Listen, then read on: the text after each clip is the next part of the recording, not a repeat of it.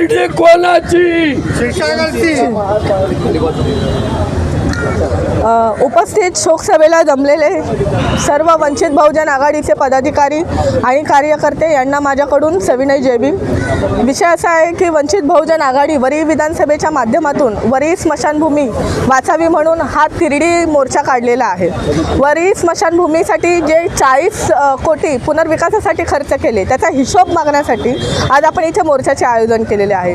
विरोधी पक्ष नेते तसेच प्रस्थापित पक्षांचे काही संविधानिक पदावर असलेले कार्यकर्ते पदाधिकारी ते ह्या सगळ्या भोंगळ कारभारात ह्या भ्रष्टाचारात सामील आहेत। तर ह्या सगळ्या माध्यमातून आम्ही लोक पहिला वंचित बहुजन आघाडीच्या वतीने ह्या तिरडी मोर्चाच्या माध्यमातून वंचित बहुजन आघाडीकडून जाहीर निषेध करत आहोत।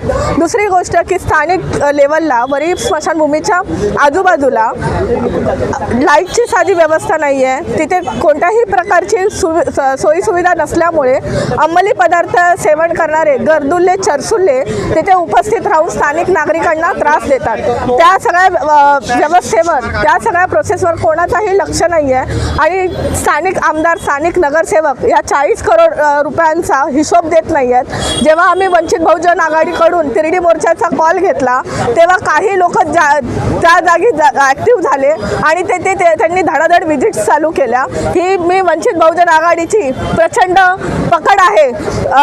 स्थानिक लेवलला आवाज कोणाचाही असू दे, सत्ता कोणाचाही असू दे, पुन्हा एकदा मला सांगायला इथे मेन्शन करायला आवडेल की वंचित बहुजनचाच आवाज कायम असेल। दुसरी गोष्ट की वंचित बहुजन आघाडी वरी विधानसभेकडून जे आज या आंदोलनात सगळे सहकारी सामील झालेले आहेत त्या सगळ्यांच्या वतीने या स्थानिक जी साऊथ ऑफिसच्या पदाधिकाऱ्यांचा, या प्रशासनाचा आणि प्रस्थापित पक्षांच्या विरोधी पक्षांच्या नेत्यांचा, आमदारांचा आणि नगरसेविकांचा जाहीर निषेध करते पुन्हा एकदा आणि त्यांच्या तिरडीला भावपूर्ण श्रद्धांजली अर्पण करते। वंचित बहुजन आघाडीचा, वंचित बहुजन आघाडीचा सदैव बाळासाहेब आंबेडकर संघर्ष करो, सदैव बाळासाहेब आंबेडकर संघर्ष करो।